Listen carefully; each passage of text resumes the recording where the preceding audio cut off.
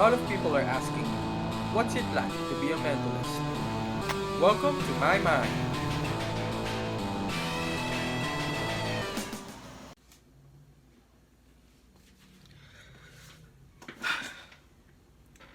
So yun nga guys, nanalo tayo ng weekly champion sa bagong talentadong Pinoy at hindi ako makapaniwala, no? So I just tried my luck, tinake ko yung opportunity kasi ilang months na rin naman tayo nagtatry nagpa-practice nung virtual mind reading and wow! It's still surreal, hindi pa rin ako makatulog, ramdam ko pa rin yung excitement and this is something for you also sa mga hindi pa nakakapanood, no? So, I'm gonna do my first reaction video para sa performance ko nung Bagong Talentadong Pinoy, unang performance and gusto ko rin magbigay ng konting background kung paano nangyari yon, insights din, and yung dumadaloy sa isip ko habang nagpo-perform ako. Ready na ba kayo? Alright, so let's go minions! Let's start! Our defending champion and will take home 50,000 pesos cash. Ano nga kaya ang kakaibang ipapamalas ng ating susunod na talentado who will be performing live for our talent scouts? Let's find out. Balita ko ako yung pinakaunang nag-perform ng live dito sa Bagong Talentadong Pinoy. Ibig sabihin ng live is kausap ko mismo yung judges or yung scouts kasi usually nagbibigay sila, nagsisend lang ng video tapos ini-interview ng live afterwards. So ako yung pinakauna yata na nag-perform ng live in front of the scouts. So, isa po akong mentalist. So basically, a mentalist po or mentalism. O na, tama yung nakikita niyo. Naka-makeup ako. Tama, bakit? Kasi nung time na yan, ang lalim ng eye bags ko. Parang, hindi, mas malalim pa dito. Pero wala kasi akong tulog nung ginawa namin yan kasi sobrang kabado ako nung time na yan. So, hindi ako nakatulog sa halong excitement and kaba and ayan o, naka-makeup halatang halata. Ay isang performance art na pinapakita namin ang kapangyarihan ng utak. Pero hindi po ako psychic, wala akong kapangyarihan, hindi ko nakikita yung future, kaya hindi ko malalaman yung mga lotto results, yung mga love life ninyo, hindi ko kilala mga katuloy ninyo. Pero nakakabasa ako ng isip through psychology, observation, body language reading, and all of those things combined. Gusto kong malaman nila, gusto kong makita nila na walang imposible. Di ba? Lahat kaya natin gawin. Lahat ng iniisip natin, kaya siya maging posible. Alright, magandang gabi po sa inyong lahat. And kamusta po kayo? First time to! Handa na po ba kayo? Ready! Handa na! Kung napapansin po ninyo, meron po akong envelope dito. No? So mamaya po, i-reveal ko po sa inyo ang content ng envelope na to. So ilalapit ko lang po sa inyo para makita nyo lahat. And actually, ipapakita ko na rin. So at this point, ito na. Binigay ko na lang lahat. So every performance ko na gusto ko kasi I have a week here to prepare, no. So meron akong theme sa isip ko palagi. So kami ng wife ko nagtutulungan kami with the concepts and meron kaming parang mantra and theme every week. And itong first week, ang theme ko tumatakbo lang siya sa isip ko tumutugtog. Alam niyo yung song na Alexander Hamilton sa musical, Broadway musical na Hamilton. Sabi na doon, my name is Alexander Hamilton. There's a million things I haven't done. Just you wait. So yun yung iniisip ko palagi and this is my key, di ba? Itong routine na to, itong act na to ay ang susi ko para mapakita ko kung ano man yung mga kaya ko pang gawin. So, nasa isip ko lang, there is a million things I haven't done, just you wait. Sa inyo yung ilalim, likod, na para safe tayo at sabihin niyo na walang kahit anong gagalaw niyan. Okay, so, and sealed po yan. So, anyway, since kayo po ay batikan sa larangan ng pagiging artista, sa TV, sa pelikula, at pagiging host, let's use our imagination. Gagawa tayo ng sarili nating pelikula. Okay, so we are going to use your imagination. So, I'm going to ask you one by one. So, simulan natin kay Sir Ryan, okay? Okay. Mag-isip ka ng kahit ano. So, take note. yung nasa loob ng envelope na yan, sinulat ko yan beforehand. So, bago pa mag-start yung performance. So, at this point, binigay ko lahat ng porsyento na kaya ko para ma-resonate sa kanila kung ano man yung mga nakasulat dyan. Okay. Yung production na magre-release ng pelikulang ito. Okay, so this can be made up. Okay, so first And also, take note, lahat ng mga kinuha ko na volunteer, okay, and carefully planned yan na sa kanila mapupunta yung mga pinapaisip ko. Dahil most probably, pinag-aralan ko na rin sila and medyo alam ko na kung paano sila kausapin and paano ma-suggest yung mga dapat na i-suggest sa kanila. thing that comes to mind, sabihin niyo po sa amin. Idea first. Interesting. Okay, good. So, idea first production. Next, mapunta naman tayo kay Joros. Okay, Joros, I want you to mention, ito, first thing that comes to mind. Mention any title ng pelikula. Okay, ito, unang pumasok sa isip mo. Pwedeng hindi existing, pwedeng ngayon mo lang siya. Yung sinabi ko kanina, carefully made, carefully planned. Okay, yung mga tanong ko and alam ko na si Jogos is the playful type. Kaya ito naman, tingnan nyo Invento? Pwedeng invento. Mas maganda kong invento. Sige. Nang pinilit si Lola Part 7. Oy! Uy! So, ibig sabihin, dami na palang sequel nito. Nang pinilit si Lola. Okay, gamitin natin yun. Next, okay, Miss Janice. Nakita niyo yung reaction ko doon, that is genuine joy. Kasi we are on track. Okay, Miss Janice. Magbanggit po kayo ng artista. Sino po ang gaganap dito? Kahit walang kailangan nakarelate, si John Lapus. John Lapus! Ang dahil sa hairdo mo today. Nang pinilit si Lola Part 7. Alright, sige. O, since si Miss John Lapus ang bida dito, sino ang magdedirect ng pinikulang ito? Directed by Chito Ronyo. Ganung level. Ganung level. Uy!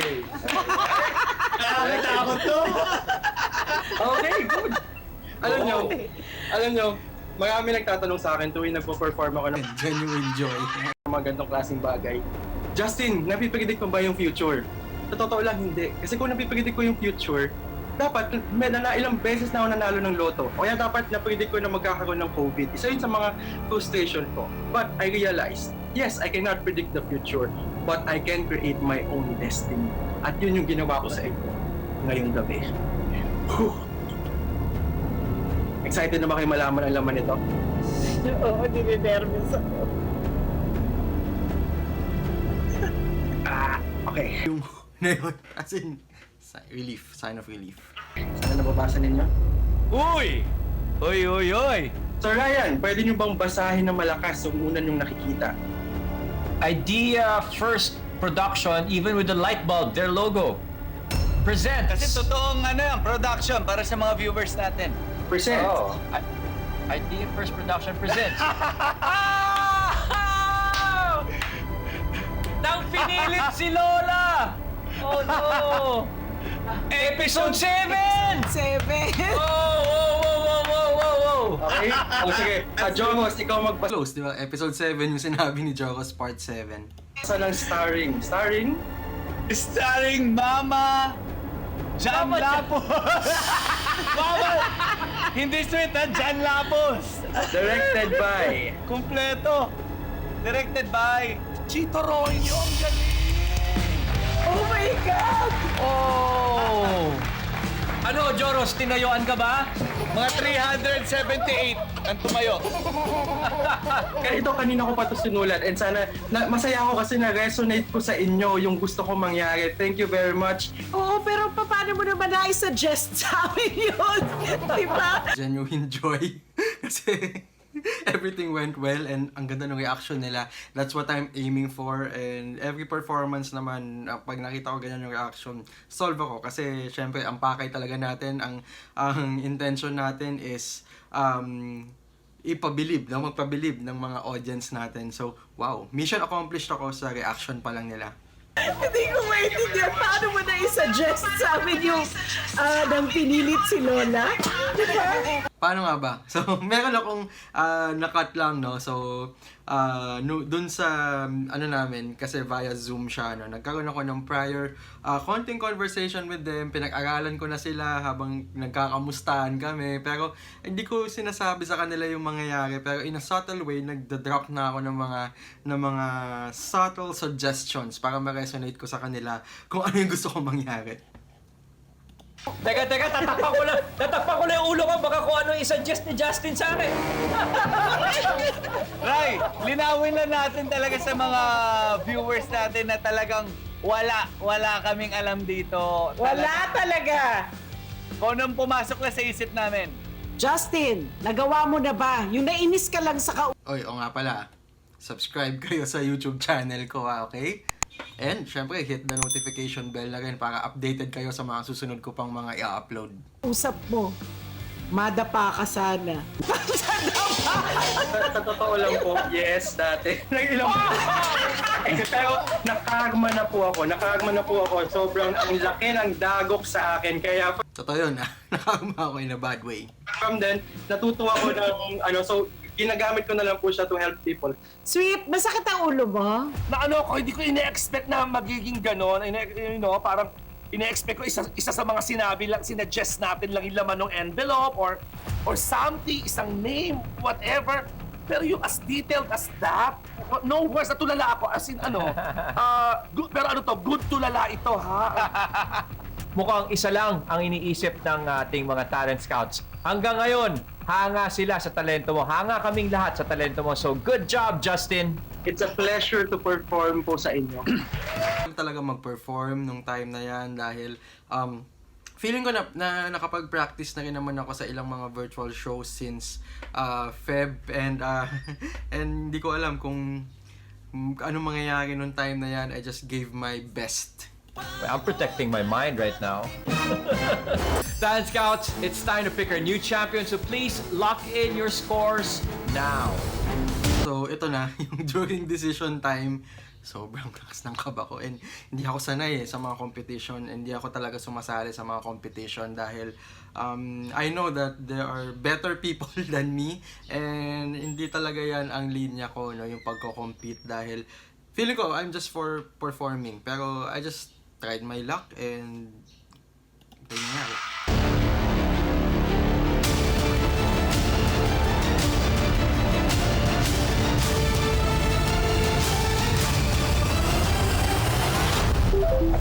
The scores are in. Here are our winners for tonight. Garnering the 5th spot with a score of 87. Congratulations, Bel Sarmiento. Even now, when I have come so far. Our 4th placer with a score of 88.3, we have Moses the Drummer Boy.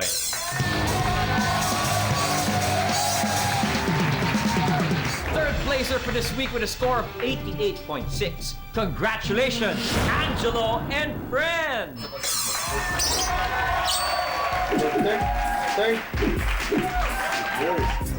With a score of 89.3, our 2nd place winner is Island Busker. Malayo is fire, lubis, coconut. Pangandoy is desire, flashlight, iwagis pari, And finally, our winner for tonight, natatanggap ng 50,000 pesos. Walang iba kundi si Mental Assassin! Mention any title ng pelikula. Pwede invento? Ganda mong invento. Nang pinilit si Lola Part 7. Nakita nyo, genuine reaction yan. So, hindi ko talaga, as in, sobrang baba ng expectation ko. Hindi ko talaga ina-expect na ako yung mananalo ng gabing yan. Ako yung magiging champion. So, yung makikita nyo dyan, genuine expression of happiness. Kaya, first time ko manalo ng anything eh. Kasi nga, hindi ako nagko-compete. So, yun pala yung feeling, no, na maging champion. So, grabe, sarap ng feeling. Hanggang ngayon, ramdam ko pa rin kahit tapos na, hindi pa rin ako makamove on. Ha? Hindi ka nanalo sa akin. Nanalo na, syempre. Yan, competition ka ba? You're not a competition. Okay, so, Maraming salamat po. Yes! Congratulations! weekly champion, di ba? Mental Assassin, you're the new champion ng Bangon Talentadong Pinoy. Kaya Justin, maghanda ka na because you will be returning next week to defend your title. Ako naman yung kinilabutan, grabe. Thank you, Lord. And also, Talent Scouts, maraming salamat. Such a fun night. Thank you very much. Ano yung tingin nyo? Oh, grabe yung time na yan. So, nung sinabi nga, after nung episode na yan, sabi sa akin ng mga scouts, nako Justin, taasan mo pa yung level mo next week. So, medyo, medyo na pressure ako kasi nga, natuwa sila. So, dapat nga taasan ko, no? So, anyway, meron na rin naman kaming nakaplano na susunod namin gagawin and sana magustuhan ninyo. So, I have a week to prepare. Sana magawa ko yun. Another thing na hindi ko talaga alam kung anong mangyayari next week. Alam kong magagaling yung mga kasali, so gusto ko lang talaga i-improve or mag-focus sa sarili kong act. Grabe yung experience ko nitong week na to sa Bangon Talentadong Pinoy dahil alam nyo guys, sabi ko nga, hindi ako masyadong sumasali sa mga competitions, pero the experience was so pleasant. Ang babait ng mga staff, ang babait ng mga scouts, 'di ba? Judge sila pero hindi ka matatakot sa kanila at hindi ka masyadong may intimidate. Kakabahan ka dahil syempre sila yung pinagpo-performan mo, mga sikat, mga batikan, pero they will make you feel comfortable in their presence. So, wala sila, kumbaga walang yabang, they're just there first to enjoy the performance, kung kahit anumang art yung gagawin mo, kahit anumang performance yung gagawin mo, and then they will comment. So, wala silang pre-judgment kung anong gagawin mo, which makes me... judge na hindi judgmental eh. And I think that what makes the performers like me na sumasali doon comfortable at napapakita nila yung 100% nila. And that's what I really appreciate about this competition kasi yung mga judges they're there to enjoy first and then judge siguro. Also the staff, grabe, napakabait nila sa pag-asikaso and they treat all the contestants equally. Walang special treatment, walang kahit ano, but hindi rin nila ipapa-feel sa'yo na contestant ka lang. Because may nagsabi sa akin na isa sa mga staff na, syempre sir, dahil kahit papano, kayo yung content namin. So we make sure that you are alaga and nasa tamang kondisyon. They are so pleasant. Parang gusto nila na kahit sino ka man, gusto nila na magbigay mo yung best mo during the performance. Please send kayo ng videos ninyo sa Bangon Talentadong Pinoy dahil kung meron kayong talent or hidden talent na gustong ipakita, send na kayo ng videos ngayon dahil ako na magsasabi, alaga kayo, pleasant yung experience. Nakaka-pressure dahil it's a competition, nakaka-pressure mag-perform sa judges or sa scouts dahil syempre sila yung magde-decide, dapat ma-please natin sila. Pero wala eh. Smooth yung naging performance. Talaga nandyan lang sila to enjoy. And with this act, di ba, I would like to thank some people dahil kung wala sila, hindi ko magagawa tong act na to. Number one, syempre sa asawa ko, si Trista, dahil isa siya sa mga sumama sa akin na ma-conceptualize yung act na yon. So, hindi yun magiging ganun ka-successful kung wala siya. Shout out sa'yo. Nasa ka ba? Ayan, nagluluto. And of course, kay mental consultant Kitty dahil siya ang nagbigay sa akin ng idea. Maraming salamat mental consultant Kitty, siya ang aking consultant since day one. And of course, my good friend Junar Taoy, isa rin siya sa mga nagbigay ng mga ideas sa akin. And maraming salamat sa mga contribution ninyo.